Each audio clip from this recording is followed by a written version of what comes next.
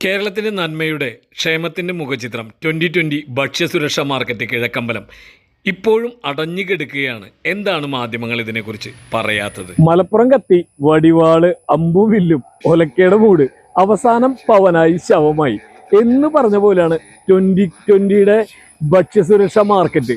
അടിപൊളിയായിരുന്നു. എന്തായിരുന്നു ഇത്? ഇലക്ഷൻ കാലത്ത് ഇതിൻ്റെ ഇടയിൽ വില കുറയ്ക്കണമെന്നതിനെതിരെ ഇടതുപക്ഷത്തിന്റെ ആക്രമണം, അത് നിർത്തിച്ചു, പൂട്ടിച്ചു. ഇലക്ഷൻ കഴിഞ്ഞിട്ട് ഇത്ര നാളായി, ഇതുവരെ ഈ സാധനം തുറന്നിട്ടില്ല, അടഞ്ഞു കിടക്കുകയാണ്. ഏതെങ്കിലും മാധ്യമങ്ങൾ നമ്മളോട് പറഞ്ഞ ഇല്ല. അതാണ് മാധ്യമധർമ്മം. എത്ര വാർത്ത 2020 അനുകൂലമായിട്ട് ചെയ്തിട്ടുണ്ടാവും? അവരുടെ ഈ സൂപ്പർ മാർക്കറ്റ് അടഞ്ഞതിനെ കുറിച്ച് ഒരു വാർത്തയെങ്കിലും ചെയ്താ? 2020 കിഴക്കമ്പലം താബു ജേക്കബിന്റെ ഒരു പ്രസംഗം കണ്ടപ്പോഴാണ് ആലോചിച്ചത്, ഈ ഭക്ഷ്യസുരക്ഷാ മാർക്കറ്റ് ഇലക്ഷന്റെ ഇടയിൽ തുറന്ന് പ്രവർത്തിക്കുന്നു, അത് വലിയ സംഭവമാണെന്നൊക്കെ പറഞ്ഞു, അത് തടയാൻ വന്നു എന്നൊക്കെ പറഞ്ഞിട്ടുള്ള വാർത്ത കണ്ടപ്പോഴാണ് പിന്നീട് അത് തുറന്ന് പ്രവർത്തിച്ചിട്ടുണ്ടാവും എന്നാണ് നമ്മൾ വിചാരിക്കുന്നത്. കാരണം ഇലക്ഷൻ്റെ ഇതൊക്കെ കഴിഞ്ഞവരോ സത്യത്തിൽ പിന്നീട് അത് തുറന്ന് പ്രവർത്തിച്ചില്ല. നമ്മുടെ മാധ്യമങ്ങളൊന്നും നമ്മളോട് അത് പറഞ്ഞില്ല. അങ്ങനെ ഒരു വാർത്ത കണ്ടപ്പോൾ വെറുതെ ഒന്ന് അന്വേഷിക്കാൻ വന്നതാണ്.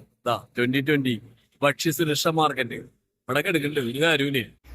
ഇലക്ഷൻ സമയത്ത് അവിടെ വെച്ച ബോർഡുകൾ ഇതിനെ തടയാൻ വരുന്നു എന്നുള്ള നിലയ്ക്കുള്ള ബോർഡുകൾ ഇപ്പോഴും അവിടെ അവശേഷിക്കുന്നുണ്ട്. ഇലക്ഷൻ കഴിഞ്ഞിട്ട് വോട്ടുകളുടെ എണ്ണം നോക്കിയപ്പോൾ ഇത് തുറക്കണ്ട എന്നാണ് തീരുമാനിച്ചിട്ടുണ്ടാവുക.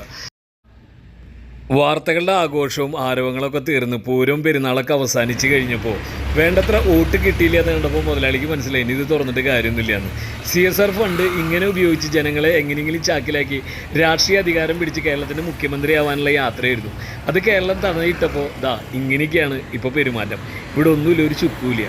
ഇതാണ് കേരളത്തിലെ മാധ്യമങ്ങൾ നമ്മളോട് പറയാതിരിക്കുന്നത്. ഇവിടെ നടക്കുന്ന ഓരോ വാർത്തയും പ്രധാന വാർത്തയായിട്ട് കൊണ്ടുവന്ന നമ്മുടെ മുഖ്യധാര മാധ്യമങ്ങൾ ഏഷ്യാനെറ്റ് അടക്കം വിനു വി ജോൺ, പിന്നെ പച്ചയ്ക്ക് പറയുന്ന മറ്റാൾ, ഒരാളിപ്പോൾ ഇവിടെ കാണാനില്ല. ഇത് അടഞ്ഞു കിടക്കുന്നുണ്ട്. കണ്ട് നേരിട്ട് അറിയാൻ